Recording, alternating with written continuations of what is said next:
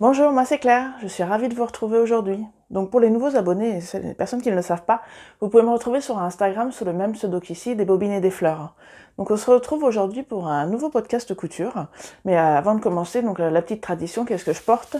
Donc c'est le pull Amy de Do and Smile. Donc la particularité de ce pull, vous voyez, il est fait en un seul tenant, la manche avec le corps. Vous avez des bracelets de manche en finition et pareil pour le bas, je ne sais pas si vous allez voir. Oh, voilà. Il est hyper confortable, c'était une maille découpante de Saint-Pierre qui vieillit, ma foi, plutôt bien. Donc mon podcast sera entièrement dédié à la couture pour moi, comme d'habitude. Donc ce sont en majorité des tissus que vous avez pu voir dans le haul Dressenstoffen que j'ai fait précédemment. Il y a juste un tissu que je ne vous ai pas montré, donc qui vient de chez Benitex, mais je suis sûre que vous avez dû voir ailleurs parce que c'est une réalisation que j'ai copiée entièrement chez Emad, chez Fan des Coutures. Hein. Donc je pense qu'une grande majorité de vous, bon c'est pas très français ça, mais vous avez pu le voir sur son Instagram et sa chaîne YouTube. Pour la petite anecdote, quand je me suis mis à coudre donc mes tissus de pull, de surchemise, parce que vous allez voir il y a pas mal de surchemises, blousons et des pulls du coup. Il faisait 20 degrés dehors, donc voilà, coudre des grosses matières chaudes comme ça quand il fait chaud, c'était pas top, mais bon voilà, du coup maintenant je suis bien contente de les avoir et de les apprécier. Donc pour commencer, je vous avais demandé dans le haul tissu, j'avais commandé donc trois tissus pour faire des pulls mi-saison, donc pas trop épais. J'avais pas d'idée spécifique pour ce modèle, donc il y a Sylvie qui m'a mis en commentaire, qui m'a parlé du pull Tétis de Anne-La Rose Pattern. Donc je connaissais un petit peu la marque, mais voilà, je m'étais jamais vraiment penchée dessus.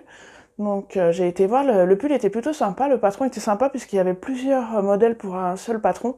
Donc je trouve ça plutôt sympa que de faire juste un modèle, donc vous allez pouvoir, je vais vous mettre le petit schéma technique, mais on peut changer les manches, le bas, le dos, donc voilà, il y a vraiment plein de possibilités. Donc voilà, je l'ai acheté tout de suite. Et par contre j'ai fait pas mal de modifications. J'aime pas trop ça, mais bon là, vraiment le modèle me plaisait bien, donc je trouvais ça dommage de ne pas l'exploiter. Donc pour commencer, j'ai fait une taille 52. Attendez, je vérifie sur mon petit carnet. Ah, voilà, je suis passée sur au départ, j'avais fait la taille 50 parce que je rentrais entièrement entièrement bien, dans le tableau des mesures, que ce soit poitrine, hanche, taille, etc. Donc, mais c'est pas que ça me convenait pas, mais voilà, c'était trop grand. Je vais vous montrer déjà de quoi je parle. Donc là, j'ai commencé par c'était un jersey viscose tricoté. Vous voyez, bleu comme ça. Oui, il est assez fin, donc moi c'est ça que je voulais pour la mi-saison. Donc pas le principal défaut, c'est parce que ça ne me convenait pas. Donc vous avez des manches qui sont très ballons. Oui, c'est très large et franchement quand je le mets pour travailler, je me prends un peu dans les emmanchures, donc je suis obligée de le remonter. Et pareil en bas, je sais pas si vous voyez, mais là vous n'allez pas vous rendre compte, vous le verrez mieux au porté, mais là c'est très large aussi en bas. Donc déjà en faisant première toile, qui n'est pas tout à fait une toile puisque je le porte vraiment. C'était trop large à la taille, il a fallu que je rétrécisse la bande de taille, mais ça c'est souvent parce que j'ai souvent la taille plus fine par rapport au tableau des mesures, donc bon ça m'a pas. Je sais que maintenant que j'essaye la bande de bas, avant de la coudre sur le pull. Je sais que souvent il faut que je resserre parce que j'aime bien quand ça maintient, j'aime pas quand ça flotte. Donc voilà, donc je le porte quand même, mais voilà, les manches vraiment me gênent, j'ai envie de dire. Mais voilà, c'est une très belle maille, c'est hyper agréable à porter. Donc la finition au col, c'est une finition que je n'avais jamais réalisée. Donc ça fait déjà 2-3 vidéos, je vous dis j'aime pas le biais, mais du coup je comprends pas, je choisis que des projets avec du biais. Mais bon là, c'est pas du biais à cheval, donc ça se met plutôt facilement. Donc, vous voyez, j'ai fait mon petit biais moi-même. Donc c'est avec un petit coton bleu de chez Ikea que vous avez pu voir cet été sur un short que j'ai fait. C'était le short... C'était le pantalon Ziad comme une fleur, donc qui a une version short. Hop, donc c'est un petit coton bleu marine. Voilà, j'ai pris un petit tuto de chez Elsa Couture pour faire le biais, donc très simple, pas de problème. Donc je trouve que ça fait une super finition en haut. Et on a presque l'impression qu'il y a une bande d'encolure, mais pas du tout. Vraiment, ça fait net. Ça, j'aime beaucoup, pour le coup. Donc vous voyez, ça c'est très sympa, mais voilà, vous allez voir au porté, j'ai de la place, il n'y a pas de problème. Et du coup, ça tombe un petit peu aux manches aussi, donc pour les deux autres versions, je suis partie d'une taille en dessous, donc la taille 48. Donc ensuite, j'ai pris un jacquard tricoté polyester. Hop, donc qui ressemble à ça. Je le trouve très très sympa, ça change un petit peu des mailles unies. Donc vous voyez, là c'est beaucoup moins bouffant pour les manches, et j'ai choisi la version avec un poignet long. Donc les manches sont assez longues, d'ailleurs ça me retombe un petit peu sur le devant après le poignet, sur le devant de la main, donc ça je trouve ça très sympa. J'ai continué à faire avec mon petit biais maison, hop, et pour en bas, bah, du coup j'ai bien réduit le bas, puisque j'ai noté toutes les modifications, j'en ai fait tellement, enfin c'est vraiment, j'ai un peu fité, je sais pas si c'est vraiment le bon mot, mais le bas du pull est en 44, j'ai recoupé encore la bande du bas de 2 cm, le bas des manches est en 38, et les manches longues, j'ai raccourci de 3 cm. Pourtant, pour rappel, je suis 1m73, pardon, j'ai envie de me grandir, donc voilà, je suis quand même assez grande, mais voilà, tout est long. Même le bas du pull, je pourrais presque le rétrécir, mais bon, enfin le raccourcir, pardon, mais voilà, ça me va bien quand c'est un peu long, quand on lève le bras, au moins on n'a pas le ventre à l'air, si je puis dire. Voilà, donc ces bas de manches sont hyper sympas, moi j'aime beaucoup. Et j'ai fait du coup derrière une petite variante, j'ai fait la découpe du dos, j'ai mis le tissu dans l'autre sens. Hop, voilà, parce que ça gêne pas du tout au niveau élasticité. Donc ça, j'ai une idée que j'ai un petit peu copiée sur un des modèles que la créatrice avait montré. Donc voilà, j'aime beaucoup le rendu. Je trouve ça très sympa. Bah, du coup, maintenant, il fait froid, donc je les ai pas portés longtemps, mais je les aurai toujours voilà, pour le début du printemps, la fin d'hiver. Et enfin, donc, la troisième réalisation, c'est un jersey tricoté gris foncé, gris chiné, pardon. Hop. Donc ça ressemble à ça, donc toujours mon petit biais. De toute façon on ne le voit pas, donc bon, la couleur peu importe à l'intérieur. Donc voilà, c'est ces manches longues là, donc j'ai fait juste une petite bande en bas toute simple, et là j'ai raccourci les manches de 3 cm et ça tombe très bien. Et voilà, vous voyez, c'est un petit modèle, je ne sais pas si vous voyez beaucoup, vous verrez mieux porter, mais tout simple, mais voilà, je trouve que ça fait son petit effet. J'aime beaucoup cette maille, elle est assez douce à porter. Et voilà, ça c'est, bon bah comme c'est du polyester, lave-linge, sèche-linge et pas de repassage, donc ça c'est vraiment très très agréable. Donc voilà, je vais vous montrer porter ce que ça donne, et puis un petit peu l'évolution du patron que j'ai fait, non c'est pas ça, que j'ai, l'évolution du patron que j'ai donné pour que ça me convienne le mieux.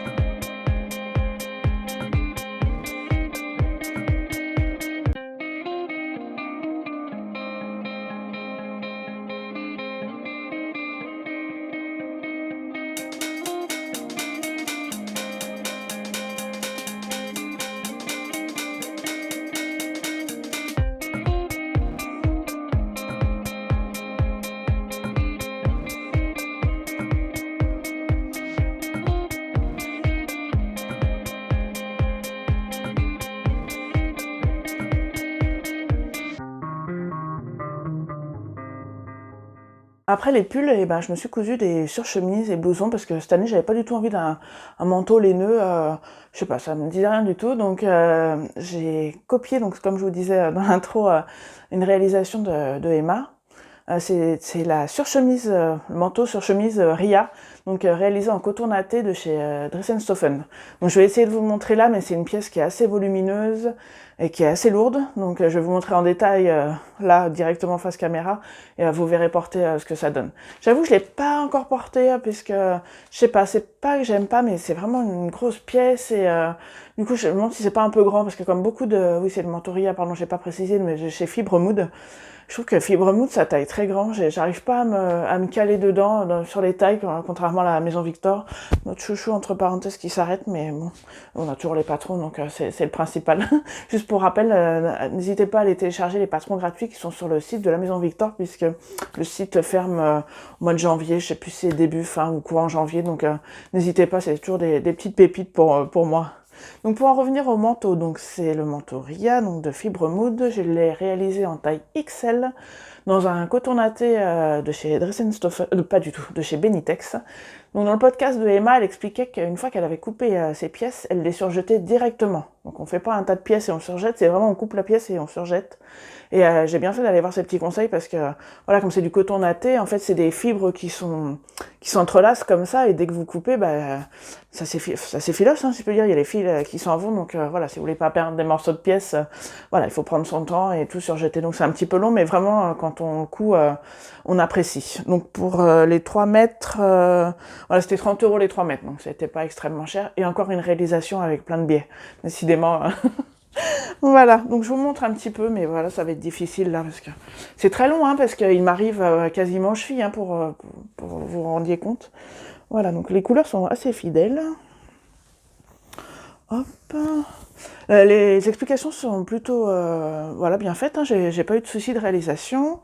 Donc pour les petits détails, donc ce sont des jolis boutons donc vintage que j'ai trouvé dans la maison de campagne de mes beaux-parents, parce qu'apparemment la personne qui était là avant eux avait laissé un peu de matos de couture. Ouais, j'adore ces boutons. Hop. Donc là,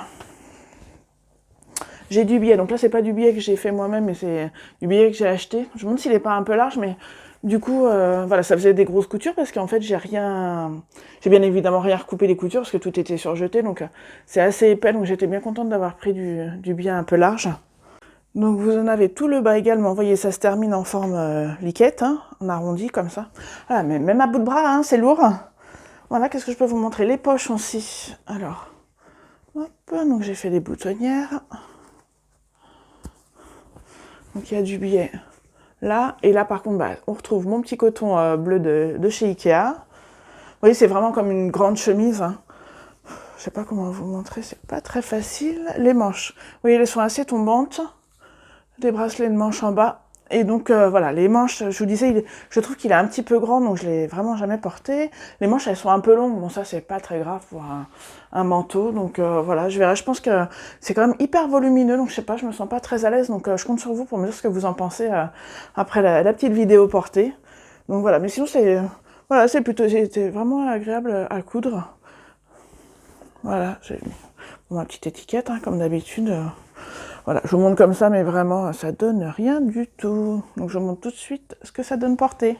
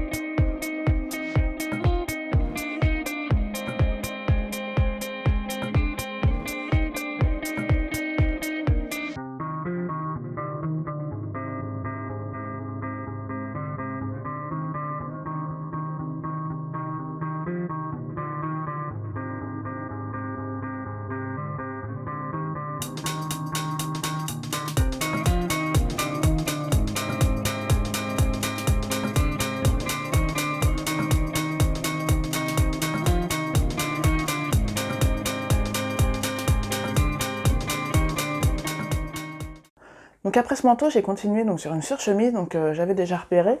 Donc c'est un patron de la Maison Victor. Donc c'est ce numéro-là. Donc c'est le numéro 1 janvier-février 2021. C'est la surchemise Vicky. Donc c'est vraiment la surchemise comme on voit maintenant. Voilà, ce modèle était très sympa. J'avais celle-ci aussi. En fait, là, vous vous rendez pas bien compte, mais on peut faire 2 longueurs.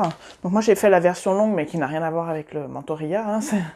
Voilà, c'est vraiment une surchemise, une chemise un petit peu longue. Donc il y a 3 difficultés sur 4. Je vous montre le schéma technique. Voilà, vraiment, on pourrait penser que c'est comme le Ria. Donc vous voyez, vous avez 2 poches devant. Voilà, qui sont très sympas. Donc moi, je l'ai fait en taille Je cherche.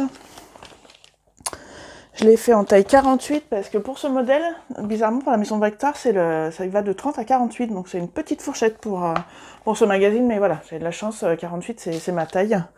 Donc je l'ai réalisé donc, dans un coupon, c'était de la veste camel grattée donc de chez Dress & Stophen, 4 € le mètre, donc vraiment ça valait le coup comme d'habitude. Hop, voilà, c'est cette couleur là. Donc ça c'est chaud, hein. Par contre, même si c'est du polyester. J'ai fait les petites doublures en coton, donc tissu des Ursules. C'est un coton que j'avais utilisé pour faire un sac il y a quelques temps. Hop, je vous montre les petits détails. Donc le col là. J'ai fait également donc l'intérieur des poches. Hop, comme ça. Les boutons viennent de chez Mondial Tissu. Voilà.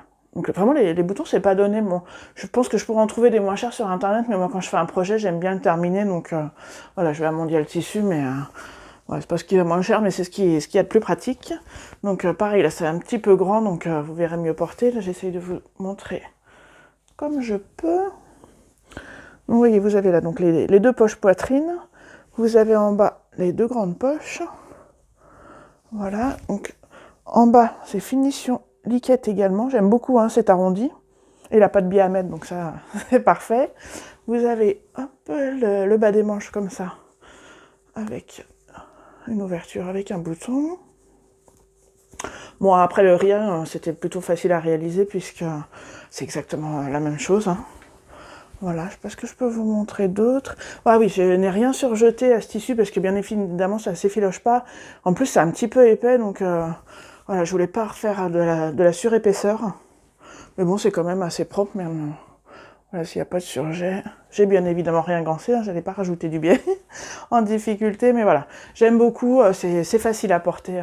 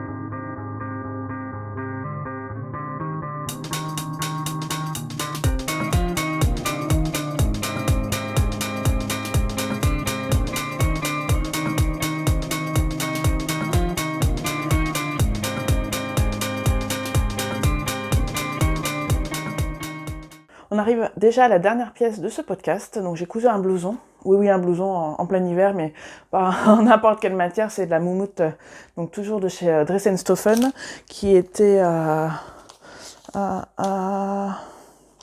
j'ai pas marqué le prix, enfin de toute façon tous les prix vous les avez dans mon haul, c'était vraiment pas cher, c'était un coupon de Teddy écru, donc qui était exclusivement vendu par 2 mètres.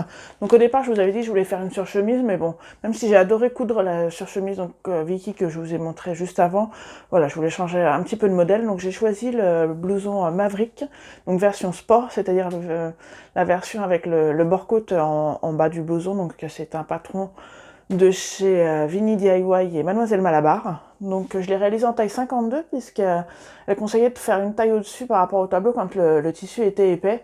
Et finalement j'ai bien fait, la taille est vraiment nickel. Donc je vous montre de quoi je parle. Hop, vous voyez, c'est du Teddy comme ça. Je trouve ça hyper sympa. Donc c'est très chaud hein, aussi, donc même si c'est un blouson court, voilà, ça tient chaud. Donc vous voyez, vous avez les codes du Bombers, donc le col en bord-côte. Donc c'est un bord-côte que j'ai commandé sur le site internet mercerie Snapply.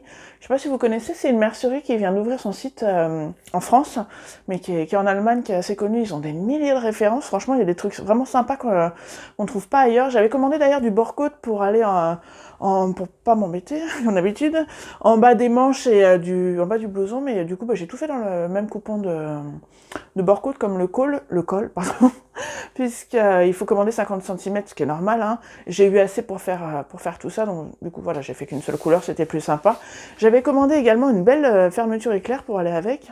Bon, elle était beige, hein, rien de particulier, mais du coup bah c'était demandé une fermeture éclair de 55 centimètres et c'est avéré que du coup c'était trop court. Donc bon bah voilà, j'ai fait un saut au tissu des Ursules, puisque moi j'ai les deux magasins juste à côté de chez moi, modèle tissu des Ursules. Donc voilà, ça me dépanne vraiment quand je veux terminer un projet. Donc hop, donc voilà de ce que je vous parlais. Donc j'ai fait le bas des manches dans le même bord côte. Il est un petit peu chiné. Et le bas du blouson. Donc vous avez deux poches qui sont là.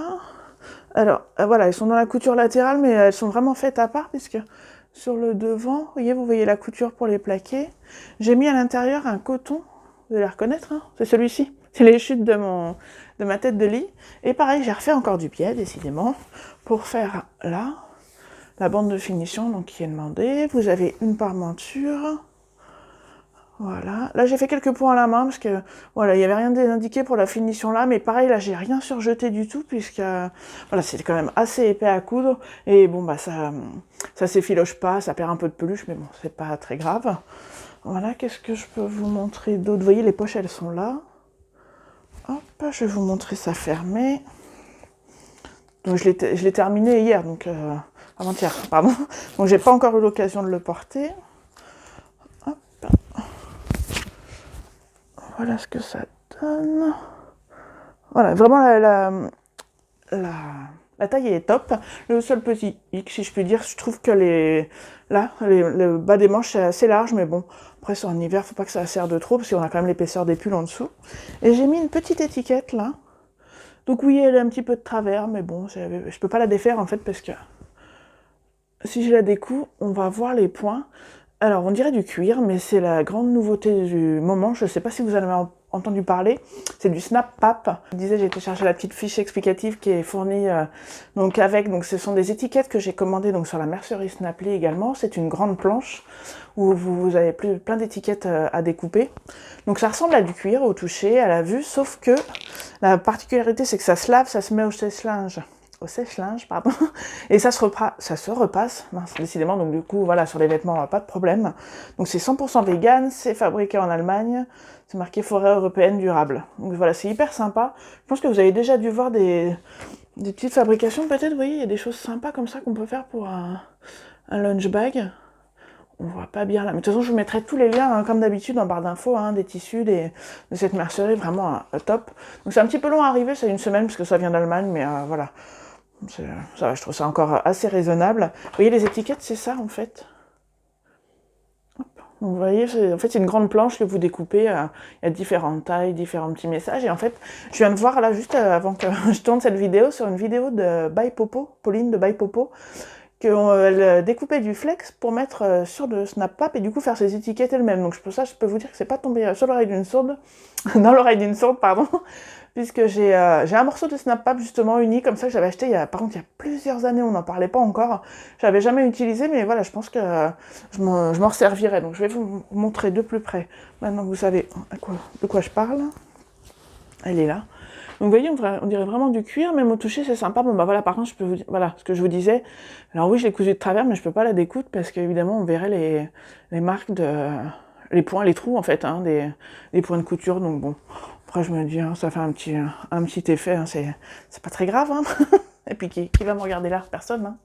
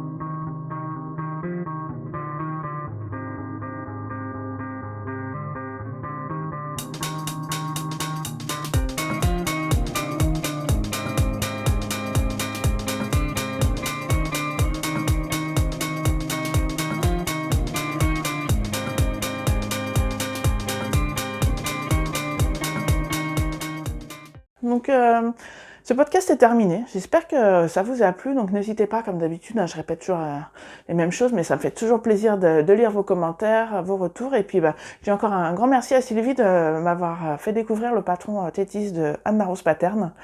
Voilà, c'est toujours sympa de discuter, de connaître des nouveaux patrons.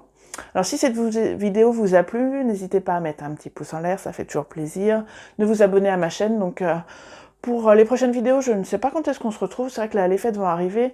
Moi au travail ça va être un petit peu plus chargé, mais voilà, j'ai pas de gros projets en tête pour le moment, juste quelques petites pistes, donc je vais voir suivant mes envies.